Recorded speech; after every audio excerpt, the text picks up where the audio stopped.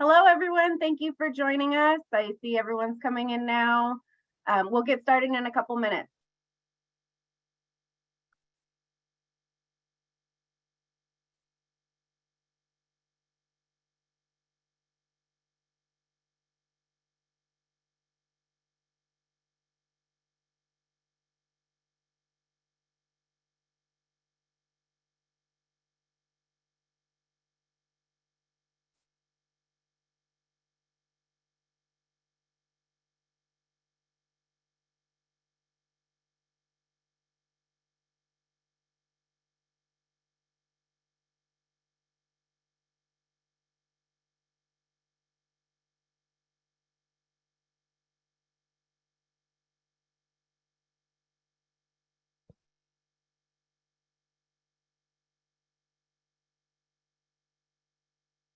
All right, let's get started. Welcome and thank you so much for joining us today for the quarterly AWFS Economic Update webinar. We're here in quarter 3 with economist Dr. Kuehl from Armada Corporate Intelligence. The topic today is how real is the recession threat? I'm sure it's top of everyone's mind. So a couple housekeeping notes. Please feel free to post questions in the chat during the session, and we'll have time for questions and answers at the end. The session is being recorded, and we will share the recording with you after this afternoon. I would like to introduce Dr. Kuehl. He's the Managing Director at Armada Corporate Intelligence. He provides forecasts and strategic guidance for a wide variety of corporate clients around the world. He's the chief economist for several national and international organizations. And AWFS is happy to have partnered with him for the past year or so. He spoke at our show in 2021, and he's been providing these awesome quarterly webinars, as well as the flagship report that we're distributing to members every Monday. So we'll have some more information about that at the end. So at this point, I will go ahead and turn it over to Dr. Kuehl. Thank you. Very good. So you need to let me share screen. Yes.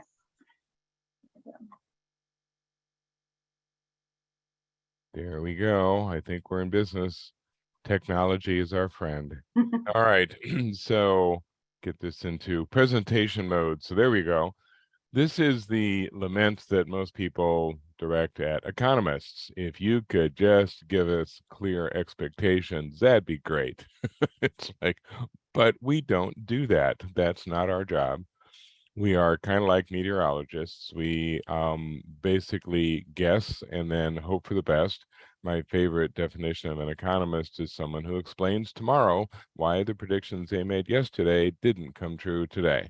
We are forever coming up with new data, so we always have good reasons for not really knowing what's going on. So with that as a disclaimer, you probably are all thinking, then why am I listening to you if you can't figure out what's going on?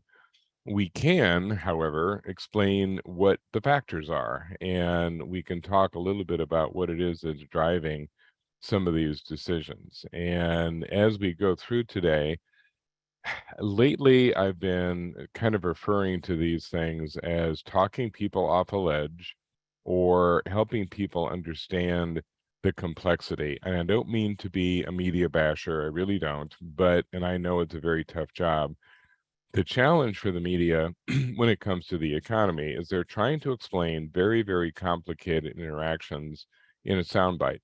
And you can't. I mean, they're just too engaged and too involved, and there's too much going on to reduce it to a few lines. And so you have to sit there and listen to somebody like me natter on for an hour before you really have a clue as to what's going on behind the scenes. So I'll try to keep things in context, but just also remind everybody that you could spend weeks, days, months trying to get a hold on some of this stuff.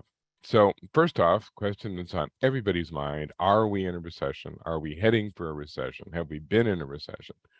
And one of the things that makes that challenging is that we honestly have a challenge in tracking recessions. And the media got all excited a few months ago because we ended up with 2 straight quarters of negative GDP growth. which in some respects is an indicator of recession. It was seized on as the indicator. And if you looked at the press at the time, it was like, we're in a recession. Look, this is proof positive. We had negative growth in Q1. We had negative growth in Q2. Therefore, we are. Well, that's not entirely true. The reason that we look at those GDP numbers is that they're one of 26 variables that the National Bureau of Economic Research uses to determine whether you have been in a recession.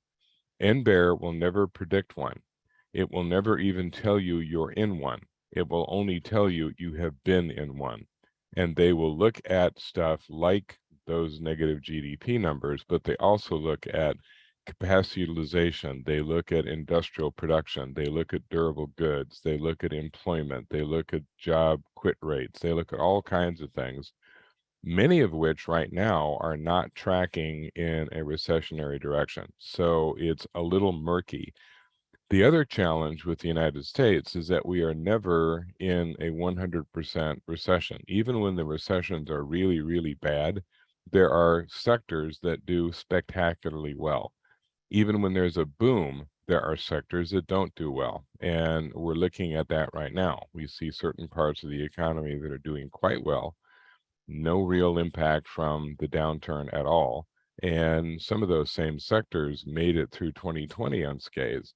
I gave a talk in March of this year to a group that actually asked me to downplay that 2020 was the best year their industry had experienced in its history. It was the Casket and Funeral Supply Association. You know, not to put too fine a point on it, as they put it, but dead people are good for us. So you just have to be in the right world, I guess.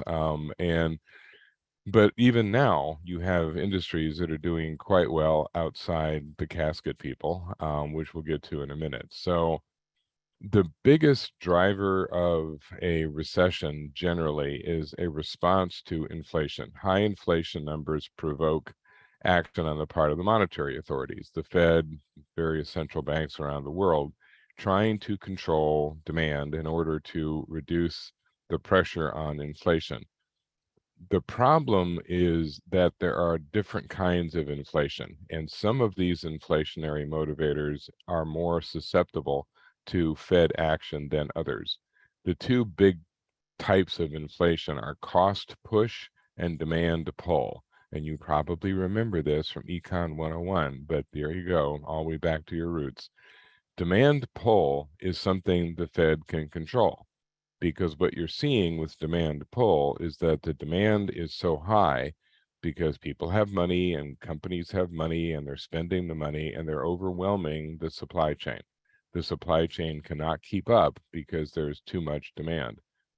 It looks like we have too much demand right now. It kind of looks like a demand pull type of inflation, except that it really isn't. We're not really seeing an excess of demand. It's just that the supply chain is broken. So you have demand that is unmet, not because the suppliers can't possibly produce it, they can't get it to market. It's stuck in Chinese ports. It is stuck in US ports due to congestion. It is not making it onto the appropriate truck or the rail or whatever. You've got a lot of supply chain issues that are really affecting demand more than actual demand.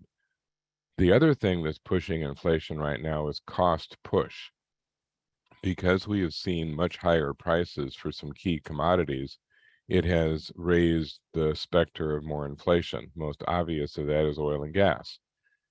A completely artificial increase. I mean, we wouldn't be seeing high oil and gas prices at all were it not for the Russian invasion of Ukraine. And as I pointed out in some of the previous talks, I started out in the 1980s as a Soviet specialist, so I was all set to be a spook. I was going to just spend my life studying the evil empire, and got a degree in Soviet studies, learned Russian, spent time in Leningrad. I was ready to go.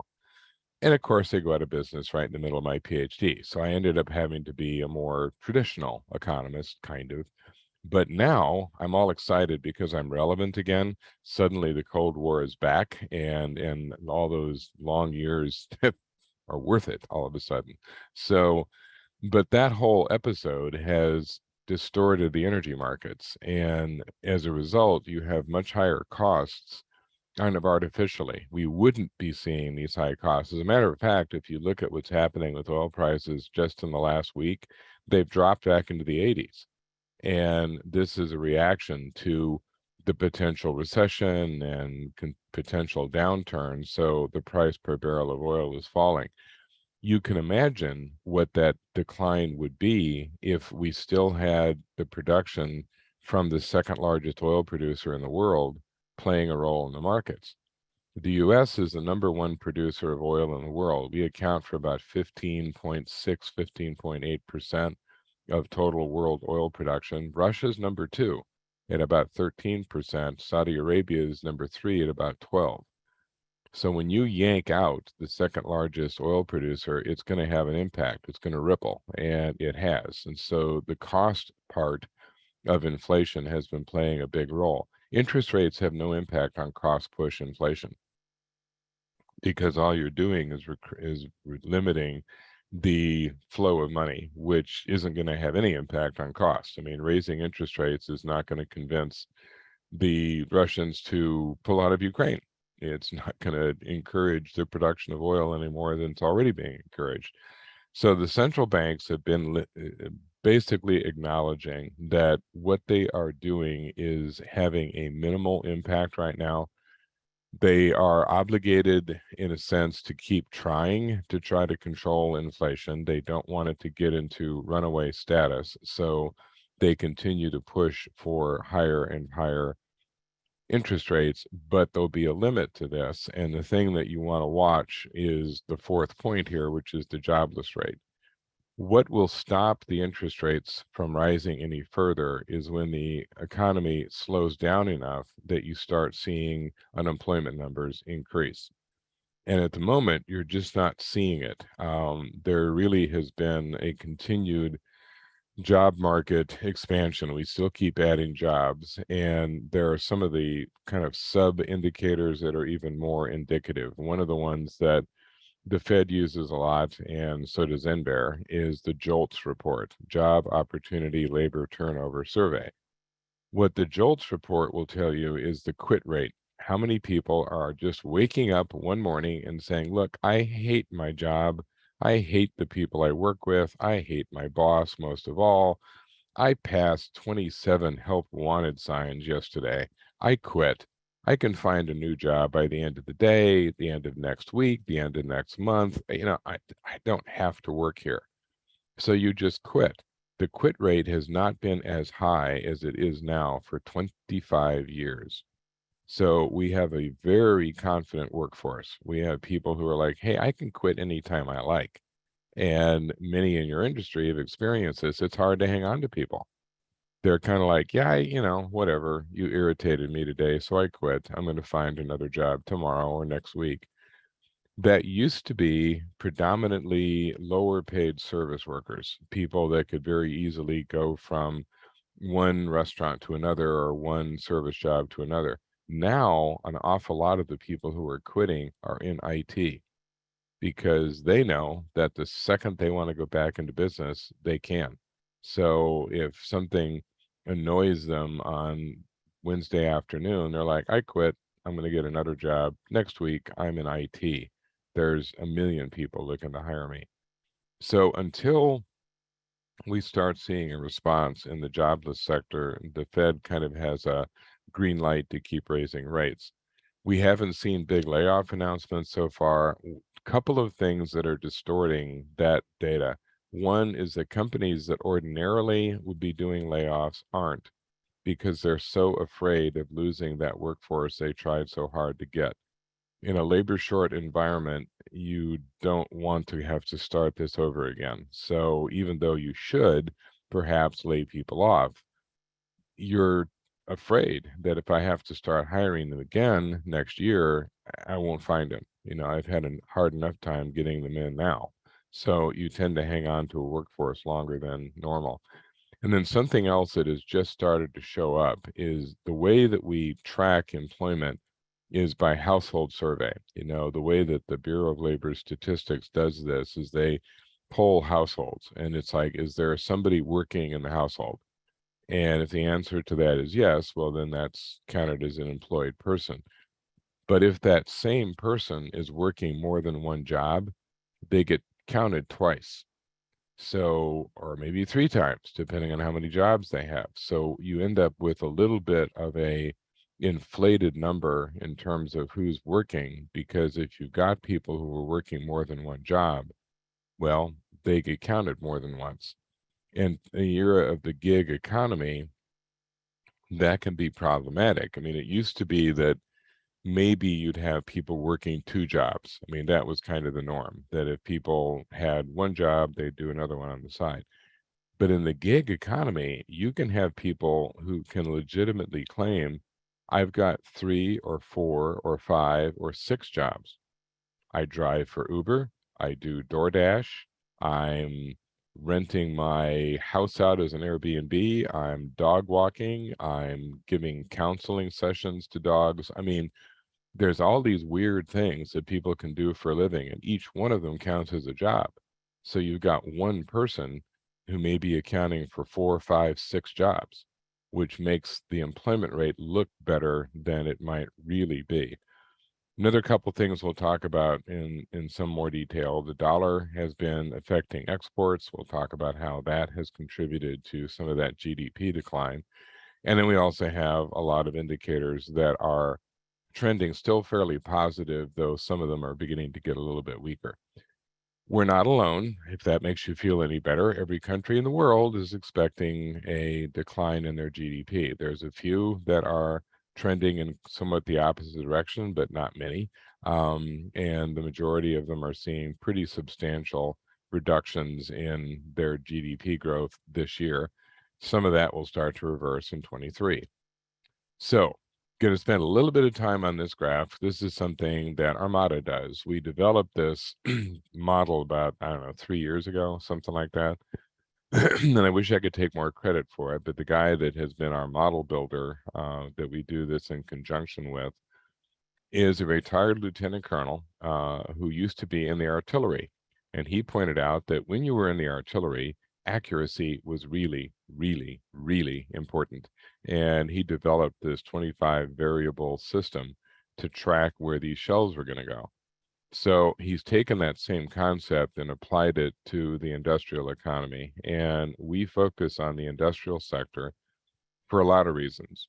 And this is where I go into my standard rant about how we don't understand manufacturing. So bear with me. You've heard this before. We don't track manufacturing particularly well in the United States, and we don't for 2 reasons. Number one, we have a very hard time figuring out who is and who is not working in manufacturing. The way that we categorize people for the purposes of employment categorization is by what they do. So we want to know how many accountants there are. We want to know how many accounts receivable people there are. We want to know how many woodworkers there are. We want to know how many association managers there are. We don't care who you work for. We just care that you are an accountant or a lawyer or a woodworker or a cabinet installer. Doesn't matter who you work for. What that ends up doing, though, is that 92% of the people who work for Ford Motor Company are not in manufacturing, which would come as a great shock to the person who's worked at Ford for 40 years. It's like, you're not in manufacturing. How am I not in manufacturing? I work for a company that, manufactures. And they're like, yeah, but you're in accounts receivable. You're not actually putting a part on a chassis. Nobody is putting a part on a chassis. That's done by robots, you nit. How can, you want to see a company running without an accounts receivable department? So we skew it by not paying attention to who people work for. If you actually looked at who people worked for, the percentage of people in manufacturing is 1/3. 1/3 of the US workforce is in manufacturing. They may not be putting a part on a chassis, they may not be operating a machine, they work for a manufacturer. And manufacturing is overwhelmingly a small business concern. 75% of the manufacturers in the United States have 25 employees or less. So it's not dominated by monolithic companies. It's a very diverse small business environment, and it employs a lot of people. And then the kicker is that we manufacture high value stuff. We do not compete with China to manufacture consumer goods. They account for much more volume than we do. We, on the other hand, account for value. We are currently accounting for 40% of the value of global manufacturing. The only country that comes close is Germany. They're about 30%. So between us and the Germans, we dominate 70% of the value of global manufacturing. We don't produce cheap stuff. We produce airplanes and road building equipment and sophisticated machines and robot assemblies and railroad engines and all the other things that we manufacture. So, and this will become important when I talk about the dollar value, because one of the reasons our GDP dipped was the dollar gained in value. And it gained because the Fed was raising interest rates before everybody else was. The dollar got stronger. If you're buying the kind of stuff that we sell, it's generally not an emergency buy. I mean, if you're buying airplanes or road building equipment, it's not like I have to have this Tuesday. I'm buying it, and if there's a chance it's going to be less expensive for me in 3 months, 4 months, 6 months, I'll wait. And a lot of the buyers for the last several months that basically say the dollar isn't going to stay this strong. It's not that it's going to weaken. It's just that the other currencies are going to catch up because their central banks will start raising rates. And when they start raising rates, their currency will gain. So if I'm in Europe and buying with euros, or if I'm in Japan buying with yen, and if you're going to wait until your currency is stronger. And that's one of the reasons that we saw such a huge decline in exports. Not that people didn't want what we had. They're just basically waiting for the sale. It's kind of like a consumer who says, I need a new washer and dryer, but I'm going to wait for the white sale in January. Why would I buy it now? So enough of the rant about manufacturing. What does this chart mean? There's 3 key points on this chart. One is looking at the blue line. The blue line is the peak behavior, the inventory build behavior, the machinery buying behavior, the last basic year, 2021 till about the middle of this year. So we saw numbers steadily increasing all the way through that period. Then it kind of reached a peak when that inventory build had taken place. People who had been buying up inventory, trying to get ahead of the supply chain mess, had done what they had set out to do. Many of the machine purchases had been made.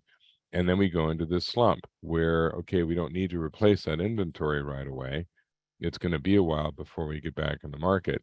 But then stage 3, the recovery in 2023, that line has gotten sharper and sharper every month. And our accuracy rate on this thing has been 95 to 96%.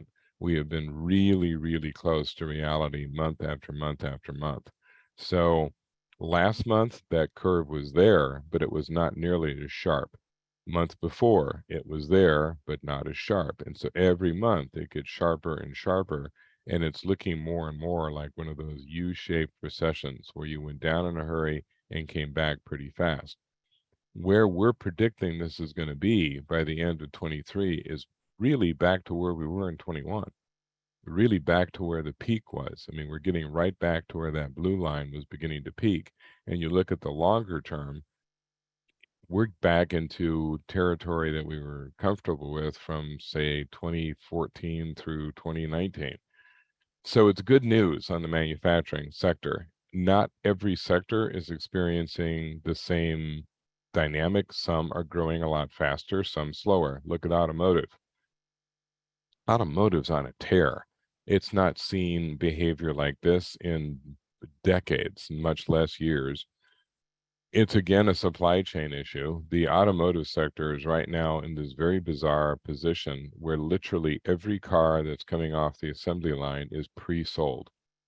They already have buyers for it. We work with a company that advises car dealers. They've never seen anything like this. The cars are hitting their lots and are gone a day later. They have people who've been making payments on a car they don't have for over a year and will continue to make payments for another year for a car they don't have because they want it when it finally comes out. My business partner's wife has been part of this. She desperately wants the Ford Bronco Raptor edition, and it ain't coming out till 25, maybe even 26. She's already paid for it. She's just waiting for it to be delivered. She's already made all the payments. She's already all paid up and just waiting for it finally to roll off the assembly line. So very unusual circumstance for the automotive sector and coming off a really bad 2020 like everybody else. But these numbers are historically high, not however shared by machinery. And so here's where you're seeing a sector not doing so well. It peaked and peaked hard in the period 2021 through middle maybe of this year, and then fell off because people got the machinery they needed and they don't need to go back in and buy more of it right away. But as you can see with the chart on the right, it's always volatile. It hits highs, then it goes to lows, and it hits highs and goes to lows because it's not a constant buy. You buy machinery when the circumstances dictate, and then you're done. It's not like you're going to go and do it again. It's like, yeah, I bought this $6 million machine. I think I'll buy another one next year and another one next year. No, I'm going to work that machine to death for 30 years before I move on to another version. We have seen a lot of other sector numbers that are pretty encouraging. Industrial capacity utilization. Ideally, when you want to be in the right area for capacity, you want to be between 80 and 85%. Under 80% utilization, you have slack in the system. You have machines that are not being used productively. You have a workforce that's not productive enough. Over 85%, now you're starting to encounter bottlenecks and shortages. Over 85% is when companies begin to hire aggressively, when they start to add more machinery. For the better part of a decade, we have been in the 70s and sometimes even closer to 70 than the mid 70s. But for the last 3 months, we have been at the bottom of normal, 80%. So we have finally gotten out of that slack period and are in that ideal range. At the very bottom of it, to be sure, but we've been there now for 3 months. Durable goods orders, still fairly solid. This is an indication of manufacturing activity. Most durable goods are bought by business. Consumer does too, some. Appliances and recreational vehicles and cars, but the majority of durable goods are going to come from the business sector. We have begun to see a little bit of relief when it comes to transportation. We dodged a bullet a few weeks ago when the freight rail strike did not happen, thank goodness. Had that taken place, we would have been in deep trouble because we had just started to get control of the supply chain, and then it would have been thrown into chaos again. It never really seemed like that strike was imminent because they were kind of down to very unimportant questions towards the end. But there are still concerns as far as union activity. The biggest one is the ILWU, International Longshore and Warehouse Union. They are still in contract negotiations. They've been without a contract now for a while. And when they've gone on strike in the past, it shuts down the ports. And we are still trying to figure out how to get the congestion on the China side taken care of. And then if we also had a strike on the US side, it would be a real mess. The ILWU has not indicated that they are at an impasse yet. Theoretically, the government would step in. It has before to stop a strike from being extended, but that's not something the Biden administration would be enthusiastic about doing. So it would be entirely likely that that port shutdown would last for an extended period of time were it to happen. At this point, there's desire on the part of both sides to work it out. The sticky issue with the ILWU isn't even wages. The ILWU is all about protecting jobs. There are an awful lot of people in that union who are clerks, and that is their number one membership. If you've dealt with the ports, you know this to be the case. They have not adopted computer technology. They are still writing down everything on an index card in pencil, because that requires lots and lots of clerks. And if you start automating this and computerizing this, you suddenly don't need like 80% of the clerks that you have employed. So the ILWU refuses to allow that technology to be used. And that becomes a real massive issue as far as the shippers are concerned, because it's not efficient. The US, unfortunately now, has the most inefficient port system in the world.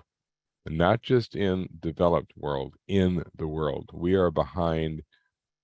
There was a guy commenting that getting product marked and distributed from Kinshasa is easier than getting it out of LA Long Beach.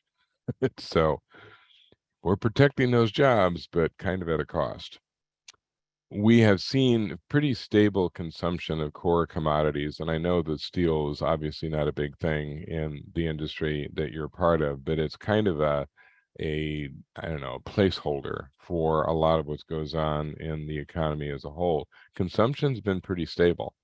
You've seen it in construction, you've seen it in vehicle manufacturing, oil and gas. So that becomes kind of a good chart, like, hey, what's steel doing? As steel goes, so goes the nation.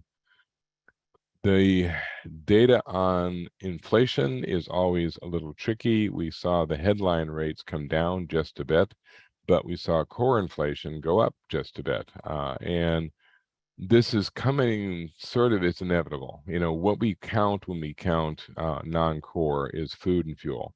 And the reason that economists don't like to count food and fuel is that those prices are really volatile, makes it really hard to compare month over month or quarter over quarter. So we separate them out and deal with them differently. Eventually, those core prices work their way, or the non-core work their way into core. We don't count food and fuel, but we do count freight rates, and we do count airline tickets, and we do count restaurant meals. Those all reflect changes in food and fuel. So eventually you get a convergence, but it takes quite a while before these trickle into each other. The major concern on the part of a central bank is the core rate. They kind of overlook the headline rate because they said, look, that's very volatile, which we've seen. I mean, oil prices just in the last 6 months, 5 months, ranged from $140 a barrel to $78 a barrel. That's a heck of a range. And so it's hard to, okay, what's the average price of oil? What day are you looking at? The other prices are a lot less volatile. And the other thing to be aware of with inflation is that there are different ways to measure it. This is the Consumer Price Index, the CPI, which is the most commonly quoted, and it's the most obvious because it comes out every month and it leads the stories, etc. But the CPI is a little artificial. It is based on a mythical basket of goods. The department basically analyzes what an average family of 4 buys. So they add all that up in 1 month, and then they add it all up again in the next month, and the difference in price tells you what inflation is, assuming there is an average family of 4. But is there? Right now, we have at least 4 different generations all spending very differently and all being affected differently by inflation. You've got boomers, you've got Gen Xers, you've got millennials, you've got Gen Z. Take something like gas, fuel prices. Big issue for Gen X and millennial because they're still driving a lot. The boomers are like, we're retired, man. As long as we've got our golf carts, we're good to go. We don't have to drive if we don't want to, and we're not going back and forth to work. We're done. You know, a lot of us are in our 70s and 80s. We're done. Gen Z is like, man, we don't even own cars. You know, we just use Uber or scooters, or we haven't left mom's basement in 6 months. I mean, they're not car oriented either. So they're not being affected by fuel prices the way Gen X and millennials are. So the kind of challenge of figuring out what real inflation is for an individual or a company is mitigated by what it is that's being purchased and by who. The other way we measure inflation is the PCE, personal consumption expenditures. These are more accurate. I mean, the adage in data is you can have it fast or you can have it accurate. You can't have both. So CPI is fast, but not very accurate.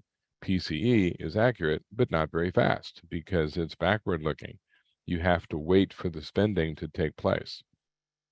So as we are going to be looking at CPI numbers in the next week, because we're coming up on October, well, PCE is going to be released sometime in October, telling you what inflation was in July.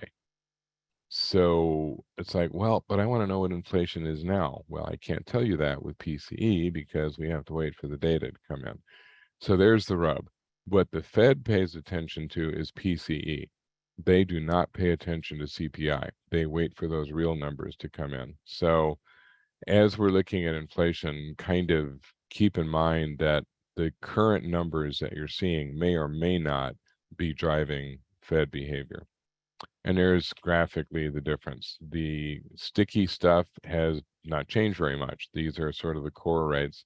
The flexible, all in high gear. I mean, this is food and fuel, and we know why. I mean, this is the Ukraine invasion and sanctioning Russia, and it just every single day brings new challenges. I mean, the latest thing now, the sabotage of gas pipelines going into Europe. And the Russians were still sending a certain amount of gas into Europe, not as much as they have in the past. They've been cutting it back. Now they apparently are sabotaging their own pipeline because Russia is trying to use fuel as a weapon. Their idea, which so far isn't working out very well for them, is that the Europeans will buckle over the price of energy and will abandon the sanctions because they want the oil and gas from Russia. Yeah, that's not happening. The Europeans are just getting angrier and angrier at Russia, doing more and more to replace Russia permanently. So, as an old Soviet analyst, Putin has set that country back 2 or 3 decades. They are never going to get that market back. Never. The Europeans are like, no, we are never going to allow ourselves to be that dependent on you again. Good luck selling your gas into Europe. All kinds of different projects. We could go on for days, but the Europeans are funding development in North Africa. They're funding development in Qatar. They're expanding their LNG imports. I mean, on and on and on, looking for ways to break even freer of Russia than they have been. Another indicator that suggests that we're not on the edge of a major recession is CapEx. We're still seeing near record CapEx spending. Now, it has started to slow down as the second half of the year has progressed, but it's still at record levels, being driven predominantly by manufacturing, and that has been driven by the use of automation and robotics. In a labor short environment, that's your only choice. I mean, if you're trying to find workers and you can't find them and you've been looking for them for years, you finally reach a point of saying, I quit. I'm going to put in machines. I'm going to find ways to do this robotically. Robotics is now even getting into the service sector in a much more dramatic way. Just kind of a goofy story, but it's an illustration. I was at a conference at a hotel in St. Louis, and went down to get my breakfast and ordered the breakfast, and they handed me this little device, which I thought was one of those pagers to tell you that your order was ready. Oh no, it was a little device that signaled to the robot where to bring the food. So after a few minutes, here comes the robot, a little robot wearing an apron, and the apron said Marge, and the robot rolls up to my table and says, "Good morning. Here's your breakfast. You ordered eggs Benedict and orange juice and a cup of coffee. Would you please sample your coffee to let me know if it's the right temperature?" So I dutifully sipped my coffee, and if it's proper for you, please hit my green button. So I hit the green button. Thank you. I'm leaving now. And the robot wheels around and tools back to the back of the restaurant. best service I'd gotten in months. It's like the little robot seemed to care if my coffee was hot. And so I talked to the guy that's managing the place, and I said, this could not have been cheap. You know, when did you decide to do this? And he said, no, it's not cheap. But the pain of trying to find servers in this environment. He says, I have two kinds of customers at this casino hotel. I either have business people here who are here for a meeting, or I have an elderly population who's here to game. Neither one of these people like being dealt with by surly waiters that don't care whether they do their job well or not. I would be hanging on to people for a week or two, maybe 3, and they would quit on me. And they wouldn't tell me, they just wouldn't show up. And so, and then they'd be dealing with my customers. I have elderly customers. They're not interested in a myriad of piercings and tattoos. I mean, it's just a personal decision, I understand, but the 80-year-old is not thrilled. And all of a sudden, I have a robot and people are thrilled. And they come in specifically to meet with Marge. My only challenge is I didn't know what to leave as a tip, so I just left some batteries on the table. I figured more useful than money. The PMI has been behaving pretty solidly as well. Not as good as it was a month or so ago, but it's still hanging in there.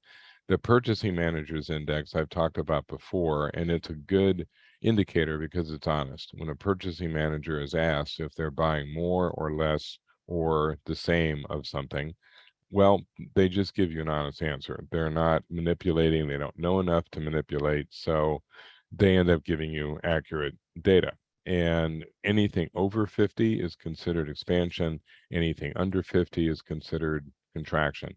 The majority of countries, including the US, are still in expansion territory. Not by much, granted. We're at about 52.2. We should get new numbers here very soon and probably be even a little less than that. But I'm wagering that it's still going to be in positive territory. Most of the countries that are in negative territory are not that far down. They're in 49 point something, 48 point something. They're kind of within shouting distance of expansion. So Europe is going to be the one to watch carefully because they're trying to figure out what to do about energy for the winter, trying to get a reduction in consumption down. Right now, Europe has more gas in storage than it has ever had. So if it is a halfway benign winter, they may be able to pull this off. If it's a bitterly cold winter, they're going to be in trouble come January and February. Based on the temperatures this summer, they're sort of hoping that this also is a warm winter, but no one knows for sure. As recently as 2 weeks ago, there was a prediction that winters were going to be colder in both northern US and Europe because the hurricane season had been very mild. Then all of a sudden we have Ian, and it's like, oh, I guess it isn't going to be a hurricane mild season. We now have a category 5 that's threatening to reduce Florida to a swamp. And that changes the equation because it suddenly changes a lot of the weather patterns for the coming year. We're still trying to figure out how strong the La Nina is going to be this year. If it is relatively weak, then you'll end up with a fairly benign winter. In Europe, they'll probably get through the energy crisis. If the La Nina is strong, then it's a rougher winter. So another reason to pay attention to Jim Cantori and the Weather Channel and see if you can get him to jump up and down whenever he hears thunder snow again. So we'll see. Mexican manufacturing is recovering. It's recovering faster than it is in the US. And a lot of that has to do with that automotive chart I showed you a few minutes ago. Since automotive dominates Mexican manufacturing, as it has grown, so has Mexican manufacturing. So they're coming out of this downturn quite a bit more quickly than had been anticipated and even faster than in the US. They're going to see their GDP get back to 2019 levels this year and continue to grow into next year. So we're talking 2.5%, 3% growth probably for the Mexican GDP before this year is out. And given that we're maybe going to see 0.3, 0.4% growth in quarter 3, we're going to be lucky to hit 1.5% growth for the year, even if Q4 is as strong as we're hoping it'll be. Inventory to sales ratios kind of tells you where the opportunities are. Huge in automotive, still an incredible deficit when it comes to supply chain, but also retail, and also merchant wholesalers, and also manufacturing in general. So you kind of look down the list and you can basically see who's ahead of the game, who's behind. A lot of activity around construction, furniture, development.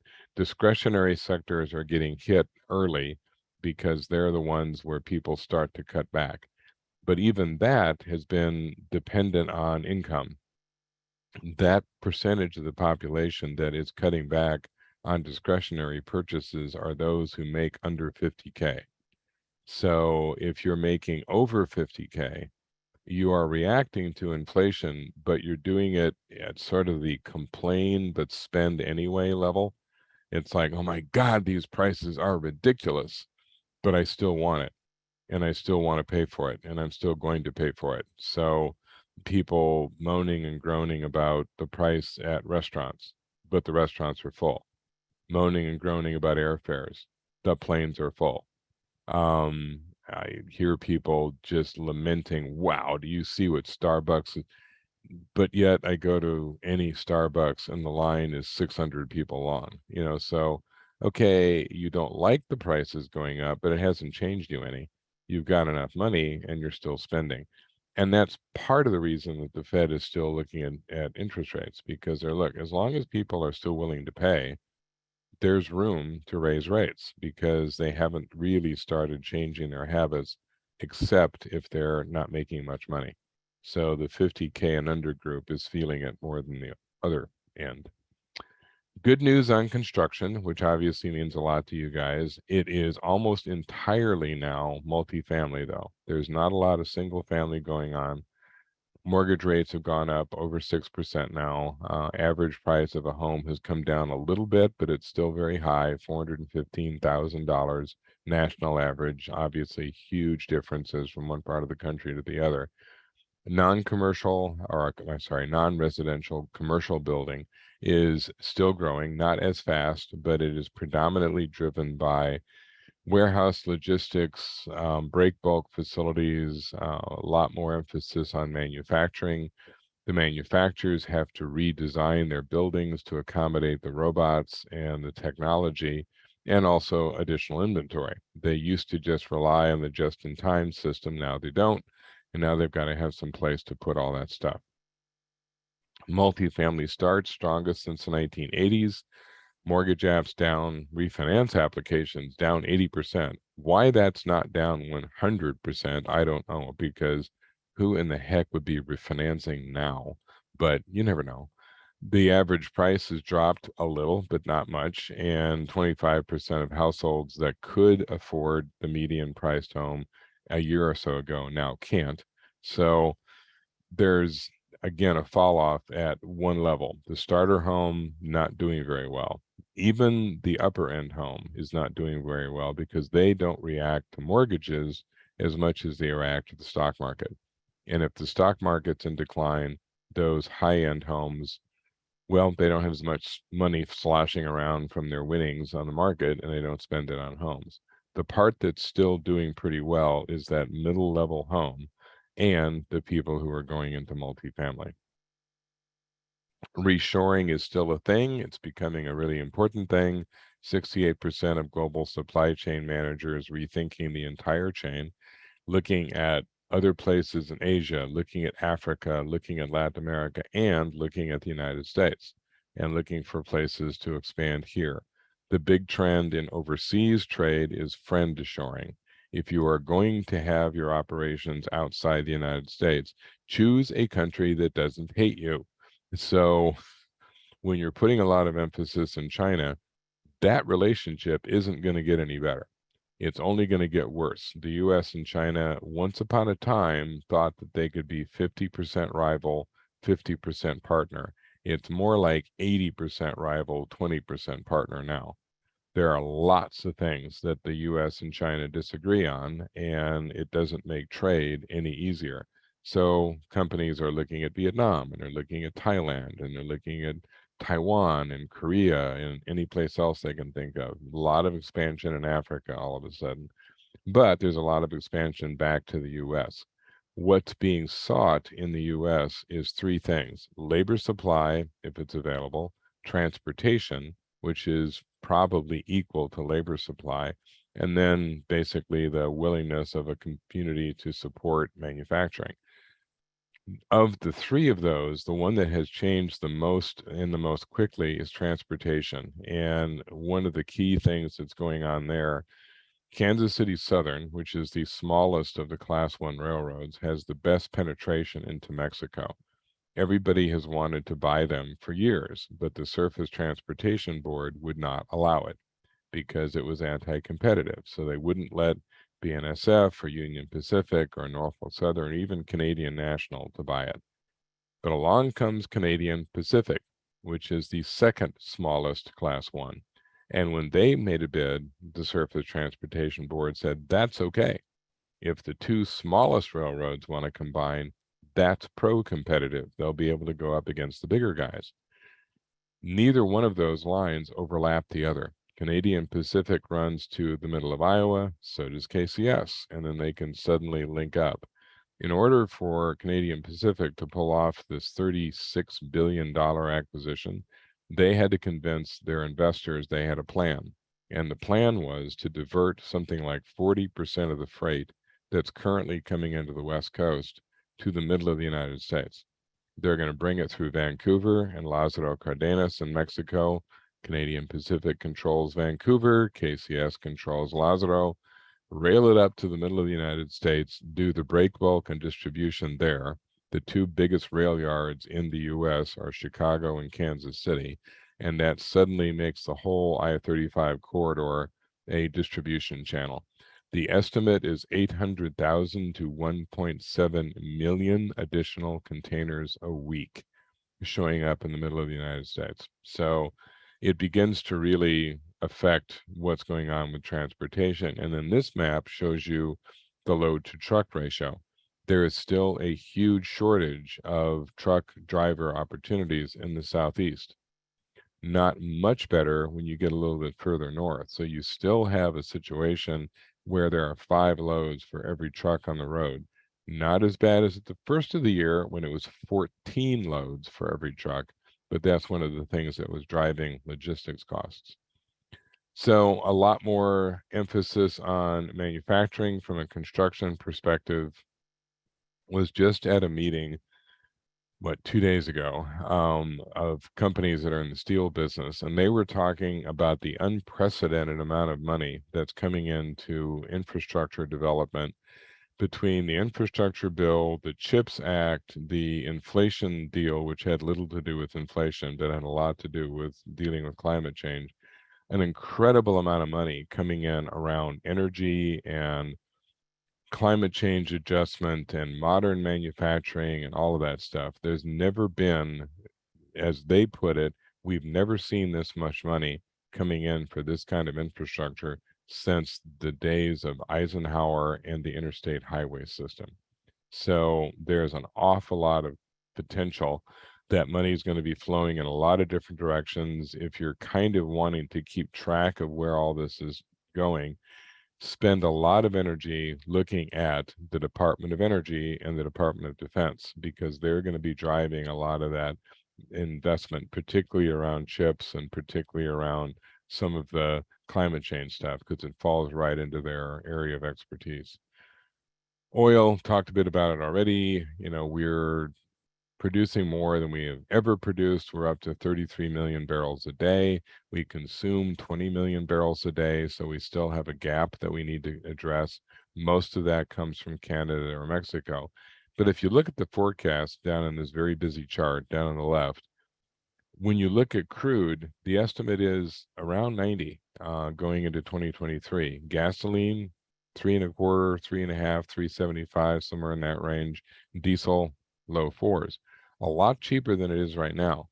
And again, that's highly regional. I mean, I was in San Diego 2 weeks ago and was like, drove past a gas station like 6.85 or something for a gallon of gas. Was just in Chicago yesterday, 5.80, 5.75. Yeah, the last time I filled up in Kansas City it was $3.20. So it depends where you are to a significant degree. But the forecast is by 23, consumption and production even out, and they're basically matched up, which is good news for oil prices. And back to the dollar strength, mentioned that before. The dollar will not necessarily weaken, but the other currencies get stronger. So our exports improve, but imports become more expensive. So the US is better at selling overseas than it was.